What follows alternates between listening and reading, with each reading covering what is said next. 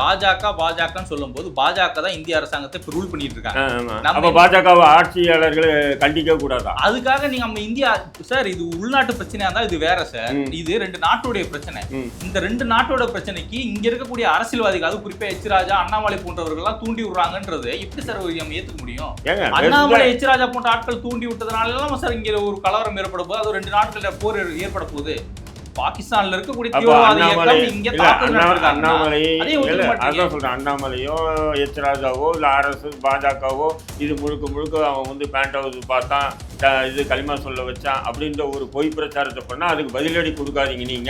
நீங்க என்ன பண்ணுங்கன்னா அவங்க சொல்றத வழிமொழிங்க அப்படின்னு உங்களுடைய வாதம். நானே சொல்றேன், தீவிரவாத தாக்குதலையோ அந்த தாக்குதலுக்கு உயிரிழந்த அந்த குடும்பத்தாருக்கு இரங்கலை தெரிவித்து அந்த குடும்பத்தார் பக்கம் நின்று நம்ம பேசுறதை விட இன்னைக்கு இந்த சம்பவத்தை வச்சு இங்க அரசியல் நிலைப்பாட்டை உறுதிப்படுத்திக்கணும்னு RSS பாஜக நினைக்குது. இதை கண்டிக்குது. என்ன நான் வந்து இந்தியாவுக்கு எதிராக பதிவு போட்டேன்னு நீங்க சொன்ன எப்படி மாறேன்? ஏர்போர்ட்ல இறங்கணும்னா நீ இன்டர்வியூல ஏன் இப்படி கொடுக்க மாட்டேன்ற, இந்துவா முஸ்லிமான்னு பார்த்து சுட்டான்னு சொல்லி ஏன் சொல்ல மாட்டேன்றன்னு சொல்லி குழந்தை பிடிங்கி வச்சுட்டு மிரட்டாருங்க ஒரு பாஜக மாநில தலைவர். அங்கே இருந்த மக்கள் நூற்றுக்கணக்கான வீடியோ வந்திருக்கு, எங்கேருந்து சுட்டாங்கன்னு தெரியல, எத்தனை பேர் வந்தாங்கன்னு தெரியலன்னு சொல்லிட்டு எல்லாருமே சொல்கிறாங்க. ஆனால் நீங்கள் என்ன சொல்றீங்க? உட்கார வச்சாங்க, பேண்ட் ஹவுஸ் பார்த்தாங்க, களிமா சொல்ல சொன்னாங்க, லா இலாஹன்னு சொல்ல சொன்னாங்க, நீ முஸ்லீமான்னு கேட்டாங்க, எங்களை சுட்டாங்கன்னு சொல்லி ஒரு எப்படி ஒரு விதமான கட்டமைப்பை இந்தியா முழுக்க உருவாக்குறீங்களா இல்லையா சோசியல் மீடியாவில்? அது ஏன் வன்மன்றேன்?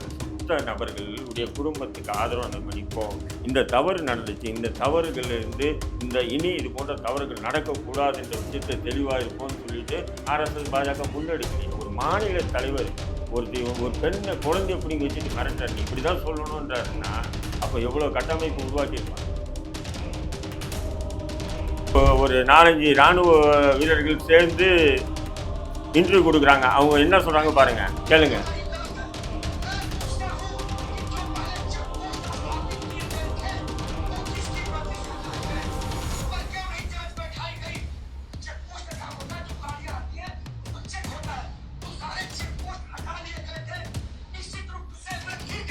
இங்கே செக் போஸ்ட் 3 இடத்துல இருந்து ஒரு வாரத்துக்கு முன்னாடி இந்த செக் போஸ்ட் எல்லாம் நீக்கியிருக்காங்க. இந்த நீக்கணும்னு சொன்னது யாரு? எந்த அதிகாரி இதை நீக்கினாங்க? இது எந்த அரசு உத்தரவு போட்டிருக்காது? அவங்க தான் இதில் குற்றவாளிகள் என்றார் இராணுவ அதிகாரி. அர்ணா கோஸ்வாமியை மகாராஷ்டிரா காவல்துறை கைது பண்ணி விசாரிக்கும் போது அவருடைய செல்போன்லேருந்து பாபா அணு ஆராய்ச்சி மையத்தின் முன்னாள் தலைவர் குப்தாவும் அர்ணா கோஸ்வாமியும் பேசிக்கிட்ட கான்வர்சேஷன் கிடைச்சதா இல்லையா? எல்லா ஊடகங்களையும் வந்து அந்த கான்வர்சேஷனில் அர்ணா கோஸ்வாமி குப்தா கிட்ட சொல்கிறாரு, இன்னும் ஒரு வாரத்தில் ஒரு சம்பவம் நடக்குது. என்ன சம்பவம்? அமைதியாக இருந்து பாருங்கள். அந்த சம்பவத்துக்கு பிறகு பாகிஸ்தான் மீது ஒரு அட்டாக் நடக்கும். அதுக்கப்புறம் அமோக வெற்றி 2019 எலெக்ஷன். அதை பற்றி எந்த மெயின் ஸ்ட்ரீம் மீடியாவது விவாத பொருளாக எடுத்துதான். ஏன்னா அது வந்து இந்தியாவுடைய இறையாண்மை சம்பந்தப்பட்டது. அந்த புல்வாமா தாக்குதல் வந்து முன்னாடியே அர்ணா கோஸ்வாமிக்கு தெரிஞ்சிருக்குன்னா அவர் தேச தியாகி. இதை எதிர்த்து கேட்குற அப்துல் ரஹீம் நான் இந்தியாவுக்கு எதிராக பேசுகிறேன்னு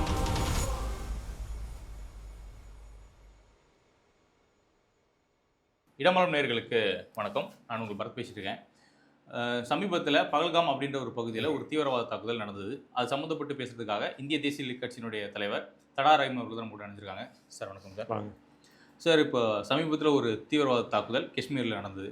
அந்த தாக்குதல் குறித்து உங்களுடைய பதிவுகள் இருக்கு இல்லையா, எக்ஸ் வலைத்தளத்தில் நீங்கள் கூட பதிவுகள் வந்து டோட்டலாக இந்தியாவுக்கு அகேன்ஸ்டாக இருக்கக்கூடிய ஒரு ஸ்டாண்ட் எடுக்கிற மாதிரி இருக்குது சார். என்ன சார் நோக்கம்? இந்தியாவுக்கு அகேன்ஸ்டாக என்ன ஸ்டாண்ட்? அதில் ஒரு பதிவு காமிங்க. இந்தியாவுக்கு அகேன்ஸ்டாக இருக்கு, பாஜக அகேன்ஸ்டான்னு சொல்லுங்கள். இந்தியாவுக்கு அகேன்ஸ்டாக நான் எப்பவும் பதிவு போட மாட்டேன். இல்லை, அங்கே தீவிரவாத தாக்குதலில் ஈடுபட்டவங்க இஸ்லாமியர்கள் அப்படின்னு தான் அவங்க அடையாளப்படுத்தப்படுறாங்க. அப்படி தான் அங்கே இருந்திருக்கு. அந்த சம்பவத்தில் பாதிக்கப்பட்ட நபர்களும் கொடுக்கக்கூடிய வாக்குமூலம் அப்படின்றது, அங்கே எங்களை தாக்குன நபர்கள் வந்து எங்ககிட்ட வந்து நீ ஹிந்துவா முஸ்லீமாலாம் கேட்டாங்க, பேர் கேட்டாங்க. அப்புறம் இன்னும் சில விஷயங்கள்லாம் கோட் பண்ணி கேட்டதுக்கப்புறம் அவங்க வெரிஃபை பண்ணதுக்கப்புறம் தான் அந்த தாக்குதலே ரொம்ப கடுமையாக நடத்துனாங்க அப்படின்லாம் பதிவு பண்ணுறாங்க. குறிப்பாக ஆண்கள் தான் பாதிக்கப்பட்டிருக்காங்க. அப்போ நீங்கள் என்ன பதிவு பண்ணுறீங்கன்னா, இஸ்லாமியர்களுக்கு எதிராக இங்கே இந்தியா கட்டமைக்குது, பாஜக கட்டமைக்குது நீங்கள் சொல்கிறது எப்படி இருக்குன்னா, பாகிஸ்தானுக்கு ஆதரவு நிலைப்பாடு இருக்கிற மாதிரி தானே சார் இருக்குது? அது உங்களுடைய பார்வையை தான் நான் பார்க்குறேன். அது ஏன் சொன்னீங்கன்னா, ஒரு சம்பவம் நடந்திருக்கு, நூற்றுக்கணக்கான வீடியோ. இன்றைக்கி சோசியல் மீடியா முன்ன மாதிரி இல்லை, இப்போ வந்து பரவலாக இருக்குது. சோசியல் மீடியாவில் ஹிந்தியில் பார்த்தீங்கன்னா நிறைய வீடியோக்கள் வந்துருக்கு.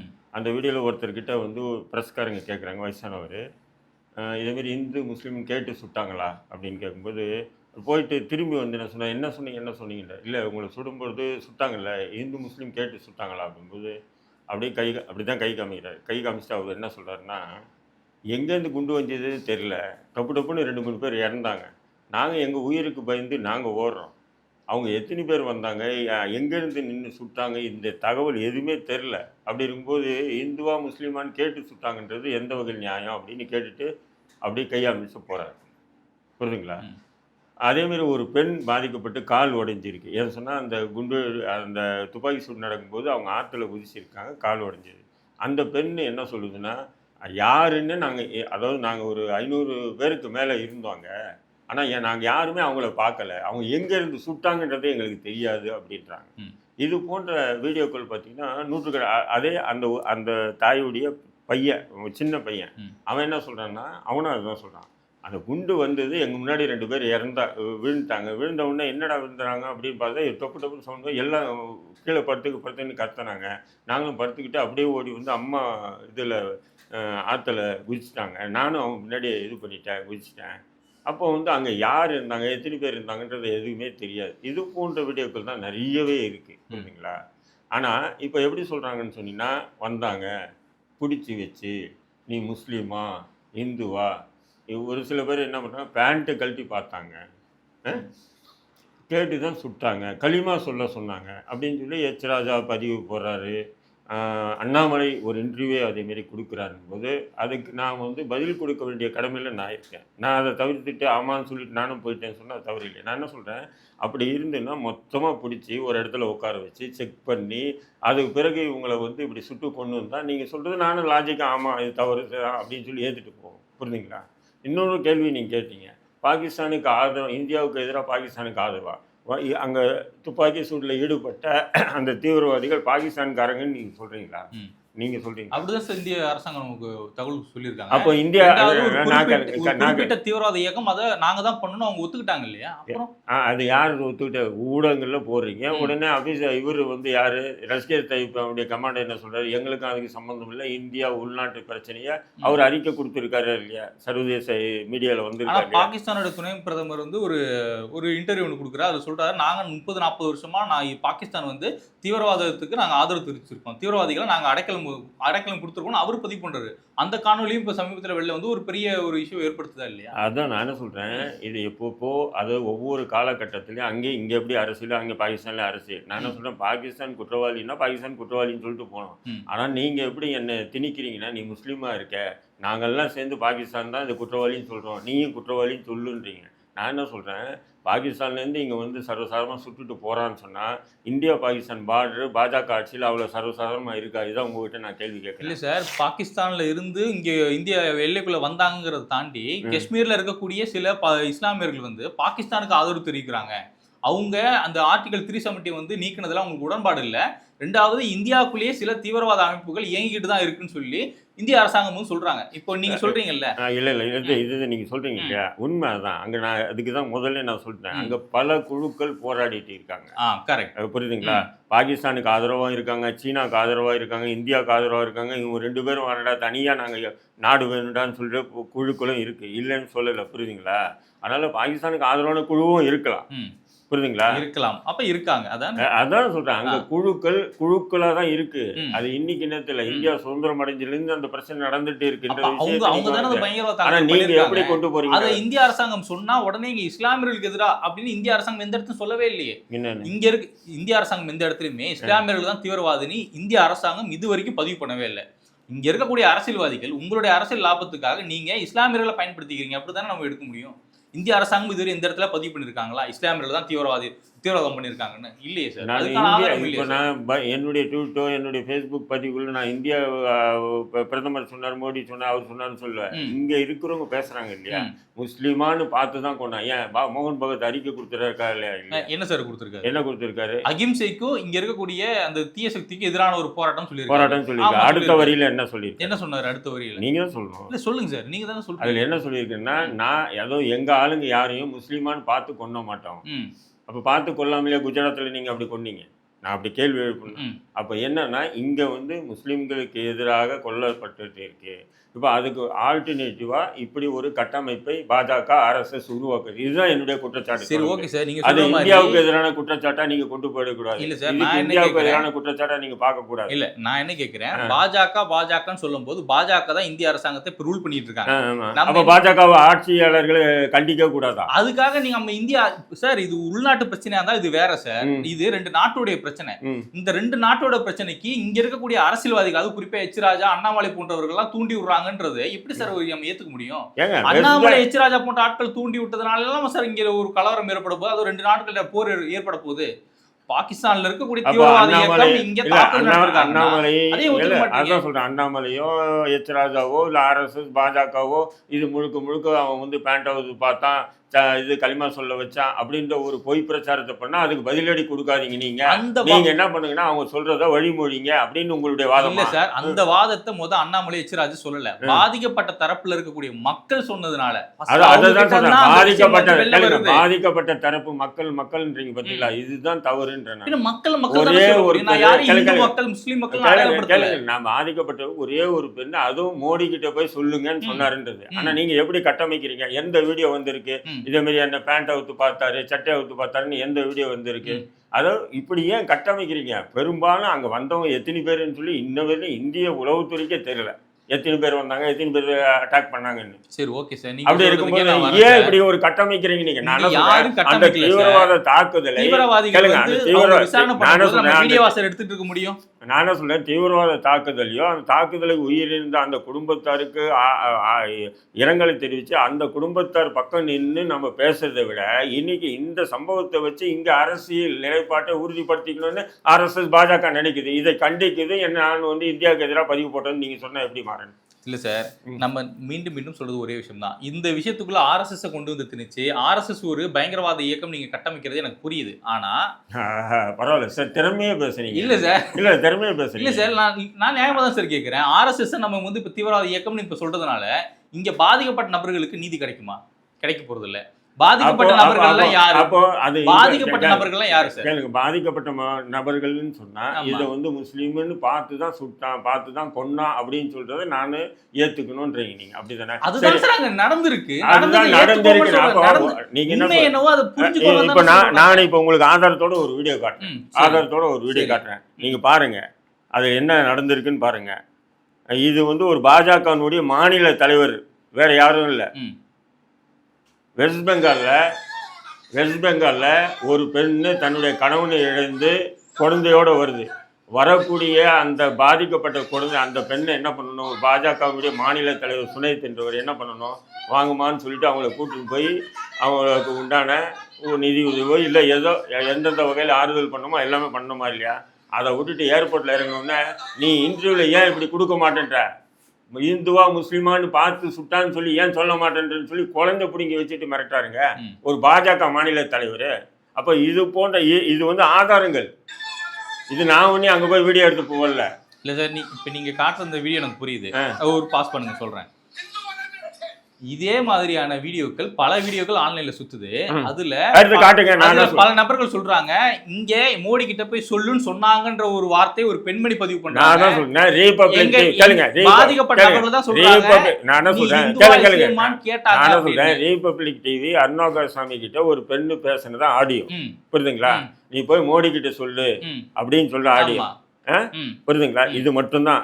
அதை தவிர இந்துவா முஸ்லிமா பேண்ட் அவுத்து பார்த்தான், களிமா சொல்ல சொன்னா அப்படின்னு அண்ணாமலை சொல்றாரு. உதாரணத்துக்கு தமிழ்நாட்டு விஷயமே பேசுறேன் சொல்றாருன்னா எந்த வீடியோக்களை எடுத்து காட்டுங்க. இந்த ஒரு பெண் வந்து இது மாதிரி என்ன பேண்ட் அவுத்து பார்த்தாரு, என் கணவரை பார்த்துட்டு தான் சுட்டாங்க, அல்லது நீ களிமா சொல்லுன்னு சொல்லிட்டு சுட்டாங்க அப்படின்னு சொல்லிட்டு ஆடியோ வீடியோ கால் காமிங்க. ஒரு ஆடியோ வந்துருச்சு சார், நீங்க அதை நம்ப மாட்டோம் அப்படின்னா அது எப்படி சார்? எனக்கு புரியல சார். ஆடியோ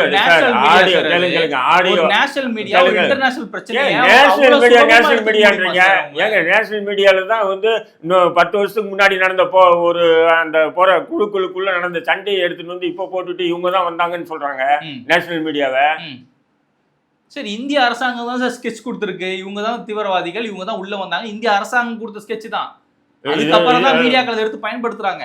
ஆனா நம்ம அதை ஏத்துக்கவே மாட்டோம் அப்படின்ற மனநிலை தான் இந்த மாதிரி மனநிலை கேட்கிறேன் நான். அதாவது நான் ஏத்துக்க மாட்டேன்னு சொல்லல. ஆனா நீங்க இப்படி கட்டமைக்கிறீங்க பாத்தீங்களா, இந்துவா முஸ்லீமா பார்த்து சுட்டான்னு, அதுக்கு தான் நான் எதிர்த்து தொடர்ந்து பேசிட்டு வரேன். புரியுதுங்களா? சரி, அதாவது இறந்த நபர்கள் யார் சார்? அதாவது இறந்த நபர்கள் இந்துக்களா இருக்கலாம். இந்துக்களா இருக்கலாம் சார். முஸ்லிம் உமர் அப்துல்லாவே சொல்றாரு சார். சரி, மொத்தமே உமர் அப்துல்லாவே சொல்றாரு சரி, சார் வீடியோல. மொத்தம் அங்க சுட்டுக் கொண்ட நபர்கள், அங்க பாதிக்கப்பட்ட நபர்கள் இந்துக்கள். அங்க இருக்கக்கூடிய தீவிரவாத அமைப்பு அவங்க இந்த கேள்வி கேட்டு தான் பண்ணிருக்காங்க. இது கொடூரத்தின் உச்சம், அவங்க மனிதனே கிடையாது மிருகம் அப்படின்ற வார்த்தையை அவர் பதிவு பண்றாரு. இதை தாண்டி உங்களுக்கு வேற என்ன வேணும்? உமர் அப்துல்லா சொல்றாரு, அப்ப அவர் சொல்றது பொய்யா?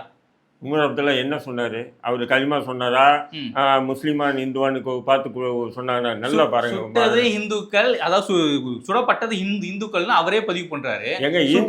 இஸ்லாமியர்கள் அவர் தான் சொல்றாரு. இதுக்கு மேல என்ன வேணும்? அதாவது அங்க காஷ்மீர்ல போராளி கூடுனா எல்லாமே முஸ்லிம்கள் தாங்க. நீங்க எப்படின்னு சொன்னா, இந்தியா காஷ்மீர் பிரச்சனையே இந்து முஸ்லீம் பிரச்சனையா பார்க்க வரீங்க நீங்க. நான் அதுதான் கூடாதுன்ற நானு. சார் நம்ம பார்க்கல சார். நீங்க தான் அப்படி கொண்டு வர பாக்குறீங்க. அந்த மாதிரி தான் கட்டமைச்சிருக்காங்க. கட்டமைக்காதீங்க மாற. நான் என்ன சொல்றேன், நான் பண்ணதல கட்டமைக்க முடியுமா சார்? அதாவது அங்க பாதிக்கப்பட்ட மக்களுக்கு யாருக்குமே தெரியல எத்தனை பேர் வந்தாங்க, குண்டு எங்கிருந்து சுட்டாங்கன்னு கூட தெரியல. அப்படி இருக்கும்போது இந்துவா முஸ்லீமானு பார்த்து சுட்டாங்கன்னு நீங்க சொல்றீங்க. இதே தான் நானும் சொல்லணும், ரஹீமும் சொல்லணும். சொல்லனா நீங்க இந்தியாவுக்கு எதிராக ஒரு நபர் தீவிரவாதி பயங்கரவாதி, நீங்க பாகிஸ்தானுக்கு ஆதரவாளர்னு சொல்லி நீங்க கட்டமைச்சீங்கன்னா நான் என்ன பண்ண முடியும்? சரி, உங்க நிலைப்பாடு என்ன சார்? நிலைப்பாடுன்னா உங்க நிலைப்பாடு என்ன? இங்க பாதிக்கப்பட்ட நபர்களுக்கு ஆதரவு நிலைப்பாடா, இல்ல தாக்குதல் நடத்தின நபர்களுக்கு ஆதரவு நிலைப்பாடா? ஏங்க, தாக்குதல் நடத்தினதுக்கு ஆதரவான நிலைப்பாடு முட்டாள் கூட எடுக்க முடியாதுங்க. நீங்க உங்க நிலைப்பாடு என்னன்னு கேக்குறீங்க. அதுதான் நான் சொல்றேன். அதாவது அந்த தாக்குதல் நடத்தினாங்கல்ல, அவங்க மனித பிறவியே இல்லைன்றது என்னுடைய எண்ணம். Right sir. காஷ்மீரோடைய 370 ஆர்டிகல் 370 நீக்கினாங்க இல்லையா, அந்த நீக்கின விஷயத்தை நீங்க ஏத்துக்கிறீங்களா இல்லையா? அதை பத்தி பேசணும்னா பெரிய ஏத்துக்கிறீங்களா இல்லையான்னு ஒரே கொஸ்டின்ல பேச முடியாது. அதாவது 370 ஆர்டிகல் 370 நீக்கினதை நீங்க அதை ஏத்துக்கிறீங்களா?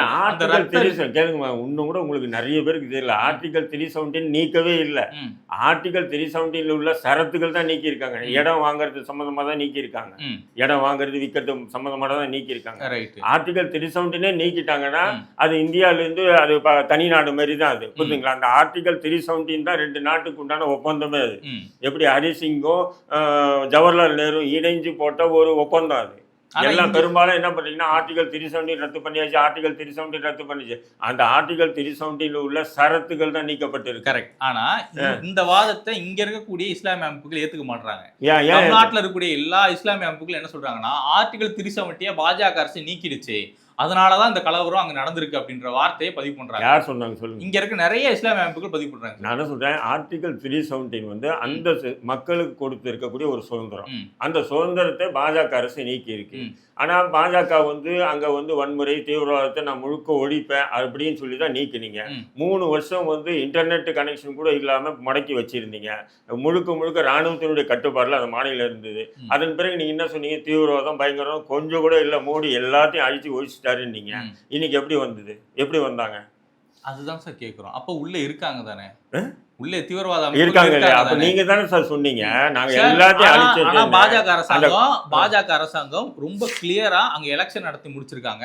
அங்க ஜனநாயக ஆட்சியை அந்த ஜனநாயக ஆட்சியை சீர்குலைக்கணும்னு அங்க இருக்கக்கூடிய சில தீவிரவாத நான் என்ன சொல்றேன், அதை ஒத்துக்கிறீங்களா? இல்ல மாற, நான் என்ன சொல்றேன், ஏதோ பாஜக ஆட்சிக்கு வந்த பிறகுதான் அந்த இந்தியா, அதாவது காஷ்மீர் இந்தியா கூட இணைஞ்ச பிறகு இதுதான் முதல் முறை தேர்தல் நடத்துற மாதிரி ஒரு பிம்பத்தை உருவாக்குறீங்க. இதுக்கு முன்னாடி இந்த அளவுக்கு ஈஸியா ஏற்கனவே எலெக்ஷன் நடந்தப்போ அங்க தாக்குதல் நடந்திருக்கு, அது உங்களுக்கும் தெரியும். ஆனா இந்த முறை எலெக்ஷன் ரொம்ப சரியா நடத்தி முடிச்சிருக்காங்க. அது பாஜகவோட வெற்றி தானே. கேளுங்க, இந்தியா சுதந்திரம் அடைஞ்சு 25க்கும் மேற்பட்ட தேர்தல் நடந்திருக்கு. சில தேர்தல்ல வன்முறை சம்பவம் நடந்திருக்கு. என்ன சார், இப்ப மட்டும் சில தேர்தல் நீங்க சாஃப்டா போறீங்களே? இல்ல சாஃப்டா இல்ல, உண்மையை சொல்லணுமா இல்லையா? அந்த உண்மையை உரக்க சொல்ல மாட்டீங்க. நீங்க என்ன பண்றீங்க, நீங்க பாஜக தரப்புல இருந்து பேசுறீங்கன்னும் போது உங்களுக்கு அப்படிதான் தெரியும். சார், நான் இந்திய அரசாங்கத்தின் தரப்புல இருந்து பேசுறேன். ஏன்னா இங்க எந்த இடத்துலயுமே இந்திய அரசாங்கம் பதிவு பண்ணல. மாறனுடைய வாதம் எப்படின்னு சொன்னா, பாஜக ஆர்எஸ்எஸ் நீங்க ஏன் திட்டுறீங்க அப்படின்னு தான் உங்களுடைய வாதம். இதுக்குள்ள ஏன் பாஜகவையும் ஆர்எஸ்எஸையும் இழுக்கிறீங்கன்னா, ஏன் இப்படி கட்டமைக்க? யாரும் இஸ்லாமியர்கள் சொல்லல. ஆனா ஏன் இப்படி கட்டமைக்கிறாங்க அப்படின்னு தான் கேள்வி எனக்கு. நான் என்ன சொல்றேன், அங்க வந்து தீவிரவாதிகள் தாக்குனாங்க, இத்தனை பேர் இறந்து இருக்காங்க அப்படின் போது அதை பத்தி மட்டும் பேசினா இன்னைக்கு இப்படி பேச வேண்டிய அவசியமே இல்லைல்ல. இந்தியாவில் இஸ்லாமியர்களுக்கு பாதுகாப்பு இருக்கா இல்லையா சார்? இந்தியாவில் இஸ்லாமியர்களுக்கு பாதுகாப்பு இருக்கா இல்லையா? இப்ப நான் பாதுகாப்பு இல்ல இருக்கா இல்லையான்ற கேட்கிறேன் சார். பாஜக 15 வருஷமா ரூல் பண்ணிட்டு இருக்காங்க சார். பாதுகாப்பு இஸ்லாமியர்களுக்கு இப்போ பாதுகாப்பு இருக்கா இல்லையா சம்பந்தமா நம்ம விவாதம் பண்ணல. இல்ல சார், காஷ்மீர் பாஜக தான் இங்க இந்த கட்டமைப்பை கொண்டு வராங்க நீங்க சொல்றீங்க. பகல்காம் விஷயமா தான் விவாதம் நடந்துட்டு இல்ல சார். கரெக்ட். இதுக்கு முன்னாடி பாஜக தான இந்த பகல்காம் விஷயத்தை ஒரு மதம் சார்ந்து கொண்டு போறாங்க. கரெக்ட். அதானே உங்களுடைய வாதம்? ஆமா, நான் அதான் கேக்குறேன். பாஜக கிட்டத்தட்ட 12 வருஷமா இப்ப ரூலிங்ல இருந்துட்டு இருக்காங்க. இந்த 11 வருஷம் ரூலிங்ல இருக்காங்க. இந்த 11 வருஷத்துல இஸ்லாமியர்களுடைய பாதுகாப்பு எந்த இடத்துலயாவது குறைஞ்சிருக்கா? அவங்க பாதிக்கப்பட்டிருக்கா? அதாவது மாறன் வந்து ஒரு வருஷம் ஒரு முஸ்லீமா இருந்து பாருங்க, அந்த அந்த கஷ்டங்கள் வேதனைகள் அந்த இது வந்து முழுக்க புரியும். இருந்து பார்த்தா வெளியில இருந்து பார்த்தா என்ன கேக்குறேன், பாஜக இஸ்லாமியர்களுக்கு இந்தியாவுல பாதுகாப்பு அதுதான் சார் நான் சொல்றேன். அது வெளியில இருந்து பார்த்தா ஒன்றும் தெரியாது. சாதாரணமான ஒரு கொடிய நோய் கொரோனா என்ற நோய் உலகம் முழுக்க தாக்கி பல கோடி பேரை கொண்டு குவிச்ச நோயை கூட இஸ்லாமியர்கள் தான் இந்தியாவில் பரப்புனாங்கன்னு சொல்லி ஒரு வன்மத்தை கக்கிய ஒரு கூட்டம் தானுங்க. அப்போ அது எந்த அளவுக்கு கொரோனா என்ற ஊரடங்கு வீட்டில் உட்காந்து டிவியில் பார்க்கும்போது இங்கே முஸ்லீம் போகிறான் பாருங்க, துப்பிட்டான் பாருங்க, அங்கே முஸ்லீம் பாருங்க, இது துப்பி பிரியாணி கொடுக்குறான் பாருங்க, இப்படிப்பட்ட ஊடகங்களில் வரக்கூடிய செய்திகள், சோசியல் மீடியாவில் வர செய்திகள் எல்லாம் பார்த்து பார்த்து பார்த்து ஒரு முஸ்லீமாக இருந்தால் நீங்கள் எந்த அளவுக்கு வேதனைப்பட்டிருப்பீங்க? அப்ப பாதுகாப்பு இல்ல. பாதுகாப்பு இருக்கா பாதுகாப்பு இல்லையான்ற விஷயத்துக்கு போல. ஆனா அவ்வளவையும் அனுபவிச்சுட்டு இருக்கன்ற நாங்க பாதுகாப்பு இருக்கா இல்லையான்றது. அதான் சார், பாதுகாப்பு வேதனைகள் அனுபவிச்சுட்டு இருக்கோம். இன்னைக்கு கூட பகல்காம் விஷயத்துல கூட அங்க நடந்த அந்த நிர்வாக தவறுகளை சுட்டி காட்ட தயங்கிட்டு நீங்க என்ன பண்றீங்க, விஷயத்தை வேற மாதிரியா மடம் மாத்தி இன்னைக்கு விவாத பொருள் ஆக்குறீங்க சோசியல் மீடியால உட்பட எல்லாமே. ஏன்ற நானு நீங்க ஆட்சி அதிகாரம் உங்க கையில இருக்கு. நீங்க என்ன அங்க நடந்த சம்பவத்துக்கு யார் காரணம், எந்த அதிகாரி காரணம்? ஒன்னில ஒரு இராணுவ ஒரு 4-5 இராணுவ வீரர்கள் சேர்ந்து இன்டர்வியூ கொடுக்குறாங்க. அவங்க என்ன சொல்றாங்க பாருங்க, கேளுங்க.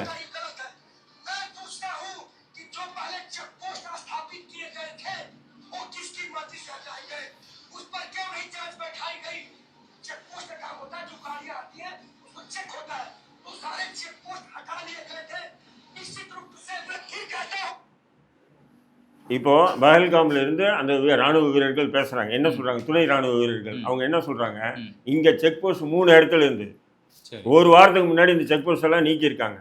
இந்த நீக்கணும்னு சொன்னது யாரு, எந்த அதிகாரி இதை நீக்கினாங்க, இது எந்த அரசு உத்தரவு போட்டிருக்காது, அவங்க தான் இதுல குற்றவாளிகள்ன்றாரு ராணுவ அதிகாரி. கரெக்ட் தான், அது நியாயமான கருத்து தான். அப்போ அந்த விஷயத்தை நீங்க முன்வைக்காம இங்க ஆர்எஸ்எஸ் கொண்டு வந்து இழுக்கிறதுல என்ன நியாயம்? அரசாங்கம் இந்த அதை கொண்டு வரலாம். ஆர்எஸ்எஸ் என்ன பண்ணுச்சு? அதான் மாறன், இந்த சம்பவம் நடந்து முடிஞ்ச உடனே இதை வந்து ஒரு நிர்வாக தவறு, இப்படி நடந்திருக்குன்ற விவாத பொருள் பொதுவெளியில வந்திருந்ததுன்னா நம்ம ஆர்எஸ்எஸ் பாஜக எடுக்க வேண்டிய அவசியமே இல்லை. அங்க நடந்து முடிஞ்ச உடனே அடுத்த நிமிஷமே என்ன ஆகுதுன்னா, சுட்டவன் வந்து முஸ்லீமா இந்துவா பார்த்து சுட்டான், பேண்ட்டை கழட்டி பார்த்து சுட்டான், களிமாவை சொல்ல சுட்டான்ற ஒரு இது ஏன் உருவாக்குறீங்கன்னு நான் கேட்கிறேன். ஏன்னா அங்க இறந்து போன 27 நபர்கள்ல ஒரு நபர் தவிர்த்து மீது எல்லாருமே இந்துக்கள் தான். அந்த ஒரு நபர் ஏன் முஸ்லீம் இறந்து போறாருன்னா அவரு அங்க இருக்கக்கூடிய மக்களை காப்பாற்ற முயற்சி பண்றாரு. அந்த இடத்துல அவர் பாதிக்கப்படுறாரு. என்ன பண்றது, நானு மாறன் வந்து உண்மையா இறந்த மீதி இருக்கக்கூடிய 26 நபர்கள் எந்த மதத்தை சார்ந்தவங்க? சரி மாறன், அதனால இங்க இருக்கக்கூடிய மக்கள் சரி மாறன் கிட்ட ஒரு கேள்வி நான் வைக்கிறேன். அங்க எத்தனை சுற்றுலா பயணிகள் மொத்தம் இருந்தாங்க அந்த இடத்துல? அதுல எத்தனை பேர் இந்துக்கள், எத்தனை பேர் முஸ்லீம்கள்? இதை முதல்ல சொல்லுங்க சார். அங்க 1100 பேர் போனாங்க சார். அந்த பிரிவினைவாதத்தை நான் எப்படி சார் பார்க்க முடியும்? நான் மக்களா தான் சார். அந்த பிரிவினை இறந்த நபர்கள் நான் சொல்றேன், அதாங்க அந்த பிரிவினைவாதத்தை பார்க்க மாட்டீங்க. ஆனா இறந்தவங்க இந்துக்கள் அப்படின்றதுனால சுட்டவங்க முஸ்லீம், அதனால பார்த்துதான் சுட்டாங்க அப்படின்னு உங்களுடைய கற்பனை, அப்படிதானே? ஏன் கற்பனை இல்ல சார், அதான் சார் நான் கேக்குறேன். நான் கற்பனைப்படுத்தி பேசுறது என்ன நியாயம் இருக்கு? அங்க அதான் நடந்துச்சு. என்ன சொல்றேன் மாறன், அங்க ஒரு 100 பேர் போனாங்க, ஒரு 50-40 பேர் முஸ்லீம்கள் இருந்தாங்க, 60 பேர் இந்துக்கள் இருந்தாங்க. அதுல அந்த 40 முஸ்லீம்களை தவிர்த்துட்டு இந்த 60 பேர்ல சில பேரை சுட்டாங்க அப்படின்னு இருந்துன்னா நானே ஒத்துக்குவேன், இது அநியாயம், இது சரி அப்படின்றது. அங்க எத்தனை பேர் போனாங்க சுற்றுலா பயணிகளை சொன்னதுதான் அந்த தீவிரவாதிகளுடைய டார்கெட்டா இருந்திருக்கு. அப்படி இருக்கும்போது சுட்ட எல்லா சுற்றுலா பயணிகளையுமே வந்து ஒரு மதத்தை சார்ந்த நபர்களா இருக்காங்களே, எப்படி சார்? புரியல எனக்கு. அவங்க அதான் சார் மட்டும் எனக்கும் புரியல. சரி, எப்படி ஏன் சார் முஸ்லீம் பாதிக்கப்பட்ட சரி, எல்லா சுற்றுலா பயணிகளும் ஒரு மதத்தை சார்ந்த நபர்களா இருக்கும்போது ஆமாங்க. இங்க ஆல்ரெடி அந்த மனப்பான்மை உருவாக தானே செய்யும். அது மக்கள் மத்தியில் எழும்பக்கூடிய ஒரு ஆதங்கம். அது அதை நம்ம எப்படி போயிட்டு ஆர்எஸ்எஸ் ஓட கனெக்ட் பண்ண முடியும்? மக்கள் ஆதங்கத்தையும் ஆர்எஸ்எஸ்ஸையும் நம்ம கனெக்ட் பண்றது அதுதான் எப்படி லாஜிக்கா இருக்கும் அதுதான் கேக்குறேன். மாறன் நான் கேட்குறேன் உங்ககிட்ட. அங்க எத்தனை முஸ்லீம்கள் போயிருந்து அவங்கள சுடாம விட்டு இருந்தா இந்த கேள்வி நீங்க எழுப்புறது சரி. அங்க முஸ்லீம்களே போகல. அங்கே வியாபாரம் செய்யக்கூடிய அனைத்து தரப்பு மக்களுமே அங்க வியாபாரம் செய்யக்கூடிய மக்கள் யாரும் பார்த்தோம்னா இஸ்லாமியர்கள் தான். ஆமா. காஷ்மீரை பூர்வீகமாக கொண்ட நீங்க நபர்கள் தான். திரும்ப திரும்ப வரீங்க பாத்தீங்களா? காஷ்மீரை பூர்வீகமாக கொண்ட அங்க வியாபாரம் செய்யறவங்க, குதிரை ஓட்டுறவங்க ஆமா. எல்லாமே இருக்கா? அவங்க யாரும் பாதிக்கப்படல. கேளுங்க. அங்கே பாதிக்கப்பட்ட நபர்கள் சுற்றுலா பயணிகளா வந்த ஒரு குறிப்பிட்ட மதத்தை சார்ந்த நபர்கள். அதை தான் நான் கேட்குறேன். அவங்களுடைய டார்கெட் சுற்றுலா பயணிகளை சொன்னோம். ஏன்னா இந்த பஹல்காம் பகுதியில் சுற்றுலா பயணிகள் வராங்க, இந்த சுற்றுலா பயணிகள் சொன்னோன்னு அந்த சுற்றுலா பயணிகளில் இஸ்லாமியர்கள் இருந்து அவங்கள தவிர்த்துட்டு இவங்கள மட்டும் சுட்டுருந்தா நீங்கள் இப்படி மத விஷயத்தை ஏற்படுத்தணும், இல்லைன்னா ஏற்படுத்தக்கூடாது. சுற்றுலா பயணிகள்ல ஒரு இஸ்லாமியர் கூட போய் கலந்துக்கவே இல்லையா, போகவே இல்லையா அப்படி நீங்க சொல்றீங்களா? ஆமா, அதுக்கான தரவு உங்ககிட்ட இருக்கா? அப்புறம் அப்போ உங்கள்கிட்டயும் இல்ல, எங்கிட்ட இல்ல. ஆனா நீங்க கற்பனையில இப்படி குதிரை ஓட்டுவீங்க. அந்த கற்பனையில தான் நீங்க உங்களுடைய பதிவுகளை தொடர்ந்து போட்டுட்டு இல்ல. வரீங்க. நான் என்ன கேட்கிறேன், நானும் லாஜிக்கா அதுதான் சொல்றேன். இந்திய அரசாங்கம் எத்தனை இந்துக்கள் வந்தாங்க, எத்தனை இஸ்லாமியர்கள் வந்தாங்க, எத்தனை கிறிஸ்துவர்கள் வந்தாங்க, எத்தனை மாற்று மதம் சம்பந்தப்பட்ட நபர்கள் வந்தாங்கன்னு இந்திய அரசாங்கம் சொல்லல. ஆனா நீங்க உங்க பதிவுகள்ல தொடர்ந்து இங்க ஆர்எஸ்எஸ் உள்ள கொண்டு திணிக்கக்கூடிய செயல் அப்படின்றது இங்க பிரிவினைவாதத்தை தூண்டி நீங்க அரசியல் பண்றதுக்காக உங்க லாபத்துக்காக பண்றீங்களா? அதுதான் நானும் உங்ககிட்ட கேட்கிறேன். அரசாங்கம் இவ்வளவு பேர், எத்தனை பேர் முஸ்லீம் வந்தாங்க, எத்தனை பேர் இந்து வந்தாங்கன்னு சொல்லி எதுவுமே வெளியிடல. அந்த முஸ்லீம்களை தவிர்த்து இந்துக்களை மட்டும்தான் சுட்டாங்கன்றது எதுவுமே இல்லை. ஆனால் நீங்கள் என்ன பண்ணுறீங்கன்னா அப்படி ஒரு விதமான பிரச்சாரத்தை உருவாக்கி இங்கே இந்தியாவில் இன்னும் இந்த ஒரு பதட்டம், இந்து முஸ்லீம் பதட்டத்தை உருவாக்கணும் என்பது உங்களுடைய திட்டமா? நான் மீண்டும் அதான் கேட்குறேன். பாஜகவோட இந்த 11 வருஷ ஆட்சியில் இந்து முஸ்லீம் அப்படின்ற பிரச்சனையை பதட்டத்திலே பாஜக வச்சுக்கிட்டு இருக்கா, இந்திய அரசாங்கம் வச்சுக்கிட்டு இருக்கா? அவங்க இஸ்லாமியர்கள் இந்தியாவில் பாதுகாப்பாக இல்லையா? இதுதான் நீங்கள் சொல்ல வரக்கூடிய கருத்தா? ஏங்க, சாதாரணமான விஷயங்களுக்கு எத்தனை புல்டோசர் வச்சு யூபியில் எத்தனை நூற்றுக்கணக்கான வீடுகள் இடிக்கப்பட்டது. அது அங்கே பார்த்துட்டு இருக்கக்கூடிய முஸ்லிம்கள். இந்தியா பாகிஸ்தான் பிரியும் போது பாகிஸ்தான்ல இருந்த இந்துக்கள் எத்தனை பேர் அவங்களுடைய வாழ்வாதாரத்தை காப்பாற்றிக்கிறதுக்காக மீண்டும் இந்தியாவுக்குள்ள ஓடி வந்தாங்கன்ற வரலாறு இருக்குதானே சார்? இப்போ பாகிஸ்தான்ல எத்தனை இந்துக்கள் சார் இருப்பாங்க? எண்ணிக்கை சொல்லுங்க சார். நான் சொல்றேன், இந்தியா விடுதலையானப்போ இருந்த இஸ்லாமியர்களோட எண்ணிக்கையை விட இப்போ இஸ்லாமியர்களோட எண்ணிக்கை அதிகமா இருக்கு. இந்தியா இஸ்லாமியர்களை பாதுகாக்குது. பாஜக எந்த இடத்துலையுமோ இல்லை காங்கிரஸ் எந்த இடத்துலையுமோ இல்லை இந்த இந்திய அரசாங்கத்தை நிர்வகிக்கக்கூடிய எந்த கட்சியுமே இஸ்லாமியர்களுக்கு எதிராக செயல்படலை. இங்கே சில நபர்கள் தூண்டுறாங்க. எப்படி சில இஸ்லாமிய பயங்கரவாதிகள் இருக்காங்களோ அதே மாதிரி இங்கே சில பயங்கரவாதிகள் உட்கட்சி இங்கே இந்தியாவுக்குள்ள இருக்காங்க. நான் அது ரெண்டுத்தையுமே மறுக்கவே இல்லை. ஆனால் நம்ம என்ன பண்றோம், பொதுப்படையா பாஜக பண்ணுது, ஆர்எஸ்எஸ் பண்ணுது, தொடர்ந்து இந்த அரசியலே கொண்டு வந்து திணிக்கிறோமே. ஏன் பாதிக்கப்பட்ட மக்களுக்காக நம்ம குரல் கொடுக்க மாட்டோம்? நீங்க மட்டும் இல்லை, மோகன் பகத்திலிருந்து ஆர்எஸ்எஸ் கடைக்கோடி வரையும் இதை தான் பேசுறாங்க. இல்ல அதுதான் பேசிட்டு வராங்க. என்னன்னா இந்தியா பாகிஸ்தான் பிரியும் போது இந்தியாவில் இருந்த முஸ்லீம்கள் எண்ணிக்கை இன்னைக்கு எத்தனை கோடி அதிகரிச்சிருக்காங்க, பாகிஸ்தான்ல இருந்த மக்கள் தொகையில எத்தனை கோடி குறைஞ்சிருக்காங்க, பங்களாதேஷ்ல இருந்த இந்துக்கள் தொகை ஏன் குறைஞ்சிருக்குன்னு ஒரே ஒரு விஷயம் தான் இதுல. என்னன்னு சொன்னீங்கன்னா, பாகிஸ்தானில் இருந்த இந்துக்கள் அங்கேருந்து இடம்பெயர்ந்து இந்தியாவுக்கு வருவோம். ஏன்னா பாகிஸ்தானை விட இந்தியா பொருளாதாரத்தையும் வேலை வாய்ப்புலையும் அதிகமான இருக்கு, புரியுதுங்களா? அப்போ அவங்க எல்லாம் இங்கே ஓடி வரணும்னு பார்க்குறாங்க. ஒரு இது அதே மாதிரி பங்களாதேஷ்லேருந்து பார்த்தீங்கன்னா இங்கே ஓடி வரணும்னு பார்த்து இங்கே இந்தியாவில் அடைக்கலம் ஆகிட்டாங்க. ஒன்று, இந்தியாவில் இருக்கிற முஸ்லீம்கள் தங்கள் நாட்டை சொந்த நாடு, இது நம்ம மண், நம்ம பூமி, நம்ம சுவாசிச்ச காற்று, இது நம்ம இங்கேருந்து எங்கேயும் போகக்கூடாது, இதை எவ்வளோ வேதனைகள் கஷ்டங்கள் வந்தாலும் இந்த அரசையோ இதை ஏற்றுக்கிட்டு நம்ம வாழணும்னு சொல்லி வாழ்ந்துட்டு இருக்காங்க. அதனால தான் இந்த முஸ்லீம் தொகை குறையல. அங்கே ஏன் இந்துக்கள் தொகை குறைஞ்சிது, இங்கே ஏன் இந்துக்கள் தொகை குறைஞ்சதுன்னா அங்கே விருப்பம் இல்லாமல் ஓடி வந்துட்டா அதுக்கு அந்த நாடு காரணமாயிடுமா? நான் கேட்குறேன் உங்ககிட்ட. இந்த கேள்வி எப்படி சார்? அப்போ அங்க வாழக்கூடிய அந்த மக்களுக்கு அங்க இருக்கக்கூடிய அரசாங்கம் பாதுகாப்பு தரல, அதனால பயந்துட்டு இந்த நாட்டுக்கு ஓடி வந்துட்டாங்க. கரெக்ட் தானே? இங்க இருக்கக்கூடிய ஒரே லாஜிக் கேட்கிறேன். இந்தியா இருக்கு, பக்கத்துல சைனா இருக்கு. சரி, சீனாக்கு போக விரும்பினா இந்தியாவுக்கு இருக்க விரும்புவாங்க. இந்தியா யாரு விருப்பப்படுறாங்களோ அவங்க மனநிலை சார். நீங்க எங்க இருக்கீங்க விருப்பப்படுறீங்களோ அது உங்க மனநிலை. நான் எப்படி முடிவு பண்ண முடியும்? வல்லரசு, அதாவது இந்தியாவை விட பெரிய நாடு சீனா. இதே சீனால இருக்கக்கூடிய இந்துக்கள் யாரும் இந்தியாவுக்கு ஓடி வர மாட்டாங்க.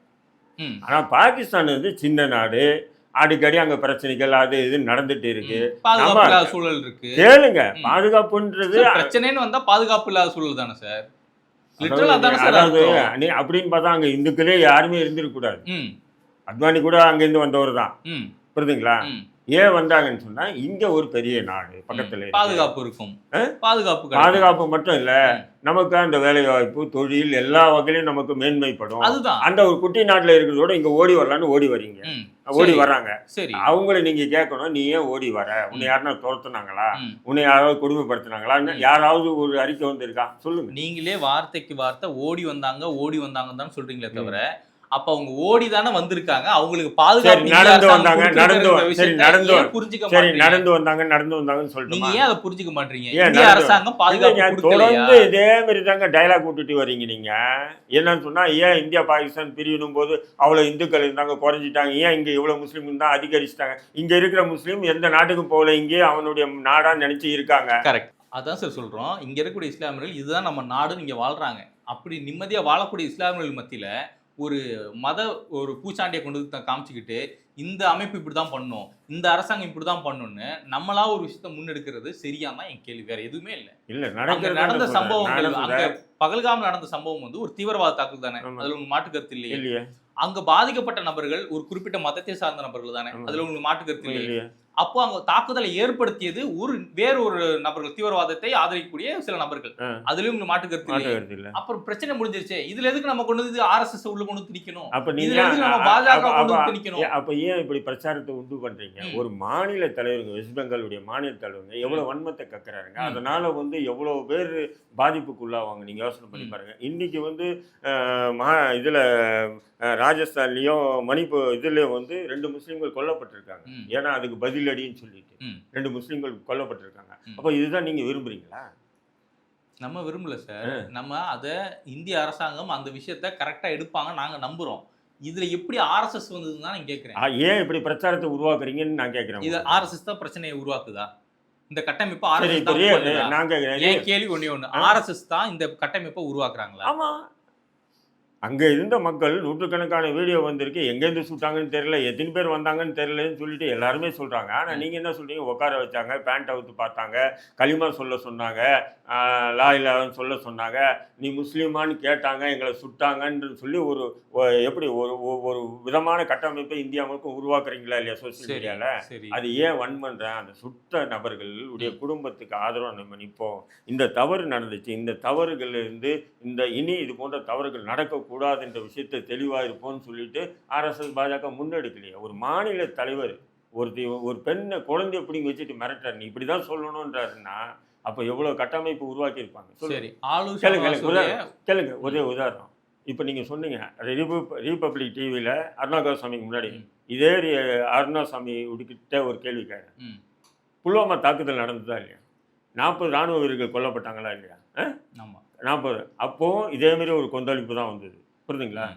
அதேமாரி வாகா எல்லை மூடது, தூதரக போது இந்தியா வந்து ஒரு பாகிஸ்தான் மீது ஒரு தாக்குதல் நடந்துச்சு, எல்லாமே நடந்தது. ஆனால் அருணா கோஸ்வாமியை மகாராஷ்டிரா காவல்துறை கைது பண்ணி விசாரிக்கும் போது அவருடைய செல்ஃபோன்லேருந்து பாபா அணு ஆராய்ச்சி மையத்தின் முன்னாள் தலைவர் குப்தாவும் அருணா கோஸ்வாமியும் பேசிக்கிட்ட கான்வர்சேஷன் கிடைச்சதா இல்லையா? எல்லா ஊடகங்களையும் வந்து அந்த கான்வர்சேஷனில் அருணா கோஸ்வாமி குப்தா கிட்ட சொல்கிறாரு, இன்னும் ஒரு வாரத்தில் ஒரு சம்பவம் நடக்குது. என்ன சம்பவம்? அமைதியாக இருந்து பாருங்கள். அந்த சம்பவத்துக்கு பிறகு பாகிஸ்தான் மீது ஒரு அட்டாக் நடக்கும், அதுக்கப்புறம் அமோக வெற்றி 2019 எலெக்ஷன். அதை பற்றி எந்த மெயின் ஸ்ட்ரீம் மீடியாவது விவாத பொருளாக எடுத்துதான்.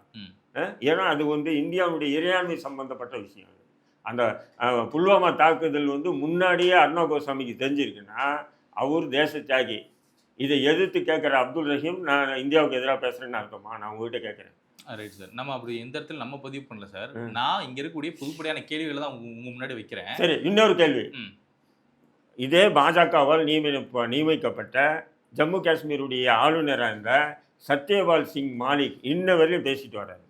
அந்த புல்வாமா தாக்குதலுக்கு முழு பொறுப்பு வந்து முழு காரணம் வந்து மோடி தான்ன்றார், பிரதமர் தான்ன்றார், நேரடி குற்றச்சாட்டு வைக்கிறார். நான் வந்து இன்னைக்கு வந்து பேசுகிற வீடியோக்கள்லாம் பத்திரப்படுத்தி வச்சிங்க, ஒரு காலம் என்னை சாகடிச்சுவாங்க, நான் செத்துட்டா கூட நாளைக்கு இந்த துரோகத்தை இந்த நாடு மக்கள் தெரியணும் அப்படின்னு சொல்கிறாரு. அதை சம்பந்தமாக ஆர்எஸ்எஸ் பாஜக இதுலேயும் ஒரு எதிர்ப்பு கூட சொல்லலை. தப்பு அவர் சொன்னது பொய் தவறுன்னு சொல்லலை. ரெண்டாவது அரசும் அவரை கைது பண்ணி இது எப்படி சொன்னீங்க ஆதாரம் இருக்கான்னு சொல்லி ஒரு விசாரணை குழு நியமனம் பண்ணல. யாரோ இல்லை அவரும் ஒரு ஆர்எஸ்எஸ் பாஜகவில் இருந்து ஆளுநராக இருந்த நபர். அவர் இன்னைக்கு தொடர்ந்து குற்றச்சாட்டு வச்சுருக்காரு. நீங்கள் சோசியல் மீடியா பாருங்க, நூற்றுக்கணக்கான வீடியோக்கள் இருக்குது, 1 2 இல்லை. இதுக்கு என்ன சொல்கிறீங்க? அப்போது புல்வாமா தாக்குதலை பற்றி போது இதேமாரி தான் முஸ்லீம்களை அப்படி இப்படின்னு சொல்லி எல்லாம் பயங்கரமாக பேசுறீங்க. புல்வாமா தாக்குதல் சம்மந்தமாக என்ன நடவடிக்கை இந்திய அரசு எடுத்திருக்கு? ஒரு வெள்ளை அறிக்கை விட சொல்லுங்கள். சாதாரணமாக ஆம்ஸ்டாங் படுகொலை கூட எத்தனை குற்றவாளிகள் கைது பண்ணுறாங்க, அவங்கள குற்றப்பத்திரிகை தாக்கல் பண்ணாங்களா இல்லையா, அவங்க குற்றவாளிகள் ஜாமீன் கோரினாங்களா, கிடைச்சதா இல்லையான்ற விவாதம் பண்ணக்கூடிய ஊடகங்கள் எல்லாம் புல்வாமா தாக்குதல் விஷயமா யாருமே மூடி மறைக்கிறாங்க. இப்போ இதெல்லாம் பேசுனா ரஹீம் தீவிரவாதின்னா ஆமாம் நான் தீவிரவாதி தான்.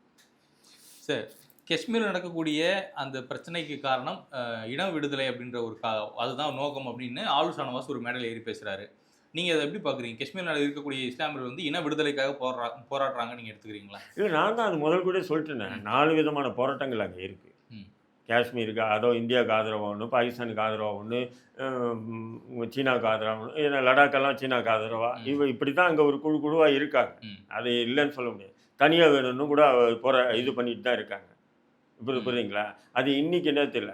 இந்தியா சுதந்திரம் அடைஞ்சு எப்போ காஷ்மீர் கூட ஒப்பந்தம் ஆகி இதுவாச்சோ, ஏன்னா ஆசாத் காஷ்மீர் பாகிஸ்தான் கையில் இருக்குது. அந்த இது லடாக்கில் இது சீனா கையில் இருக்குது. மீதி இப்போ இந்தியா கையில் இருக்குது. இப்போ இவங்க 3 பேர் தான் முடிவு கட்டணும். 3 நாட்டு பிரச்சனையாக தான் இதை பார்க்கணும். புரியுதுங்களா? அது இந்து முஸ்லீம் பிரச்சனையா நீங்க திசை திருப்பாதீங்க தொடர்ந்து. இல்ல, கரெக்ட். நான் கேட்கிறேன், இந்திய தேசிய லீக் கட்சியினுடைய தலைவரா நீங்க என்ன, உங்களோட நிலைப்பாடு என்ன? காஷ்மீர் இந்தியா கூட இருக்கிறது நல்லதா, இல்ல அங்க இருக்கக்கூடிய மக்கள் சொல்ற மாதிரி ஒவ்வொரு பகுதியும் தூக்கி ஒவ்வொரு நாடுக்கு தாரவாத்துட்டு இந்தியா உட்காரணுமா? அது எப்படிங்க? இப்போ பாகிஸ்தான் பிடிச்சி வச்சிருக்கிற ஆசாத் காஷ்மீரே இந்தியாவில் பிடிக்க முடியாமல் இருக்கு. சீனா பிடிச்சிருக்கிற அந்த இது லடாக் பகுதிகளே இந்தியா பிடிக்க முடியாமல் இருக்கு. அப்படிங்கும்போது இந்தியா எப்படி அவங்ககிட்ட கொடுத்துருவாங்க? இதில் என்னன்னு சொன்னால், இந்தியாவுடைய வருவாயில் ஒரு 25% மேலே காஷ்மீருக்கே செலவு பண்ணிட்டு இருக்காங்க இந்தியா. உங்ககிட்ட எங்கிட்ட வாங்குற வரி பணங்கள்லாம் அதிகமாக செலவு அங்கே தான் போயிட்டு இருக்கு. கேட்டால் பார்டருன்றாங்க. பார்டர்னு அங்கே மட்டும் பார்டரா? ஏன் இங்கே வடகிழக்கு மாநிலங்களில் பார்டர் இல்லையா? அருணாச்சல பிரதேசம் ஒரு மாநிலமே என் மாநிலம்னு சொல்லிட்டு இருக்கான் சீனா. புரியுதுங்களா? இந்தியா முயற்சி பண்ணிச்சுன்னா ஒரு வாரங்க பாகிஸ்தான் காலிங்க. அந்தளவுக்கு இராணுவ பலம் இருக்குங்க இந்தியா கிட்ட. பாகிஸ்தான் கிட்ட என்ன இருக்குது?